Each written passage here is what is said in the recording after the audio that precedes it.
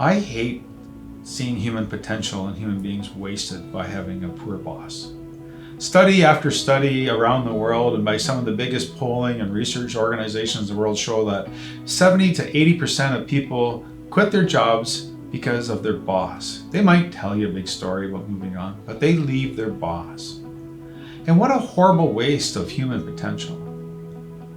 I've seen it in my own workplaces, I've seen it amongst my peers. In fact, it's even happened to me that I left the boss. So one of the most important things you can do as a leader is to understand and take the time to listen and use silence as your tool.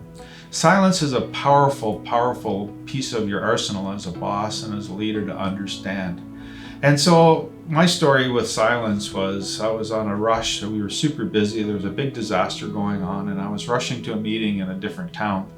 And as I was going along on this big highway, a 4-lane highway, a small car in front of me got T-boned by a big 4x4 silver truck. And when the truck hit the car just flipped end for end down the highway and the truck rolled over. And I was like the first car. I was right in front of me, so I was just right on top of the scene. And I watched as this car flipped forward down and down the highway. And as I got up to it, I rushed back to see what had happened. I realized to my absolute horror that there was 3 people in the car. A grandmother who was probably killed instantly, and a young lady who was driving the car who was all beat to Jesus. She was bleeding and she was strapped in the car. But yet in the back seat was worse. There was a car seat with a little infant in the car. And by that time, a few more people had stopped and we worked hard to bust open the car. The grandmother, assume it was the grandmother, had passed away from the accident, and the mom was close behind her. You could tell she was dying. And all we wanted to do was get this baby out of the car who was just laying still in the car seat and not moving. And it was heartbreaking to watch this. We managed to get the doors open and we pulled the car seat out, and to everybody's relief, the baby started to cry. That was one thing of a series of things in my life that was going on in that time and things that had caught up with me from my past. And I literally was, a switch had flicked that day in the back of my head.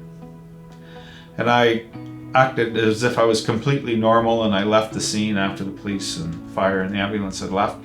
And I went on to my meeting and I conducted myself great. And then but over the coming days, I felt like a real anger coming up inside me. And I was really impacted. This incident was something that flicked something deep within inside me that I don't know that I was able to recover fully.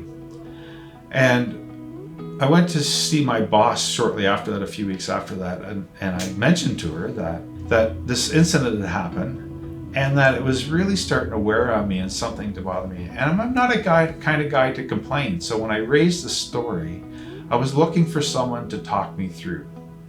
And she just said, well, that's too bad, and kind of dismissed it. And right away in that instant, I lost complete confidence in her as my boss. All she had to do was ask me another question, take a minute to listen, or go quiet and allow me to finish my story. But when she dismissed it seemingly out of hand, I lost confidence with her as my boss and my leader.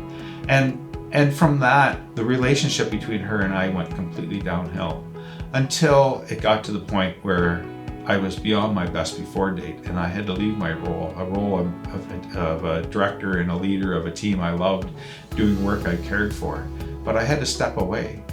So I want you as up-and-coming leaders to understand how impactful you not listening and you not using silence as a powerful tool to be able to allow someone to get off their chest and figure out what's going on.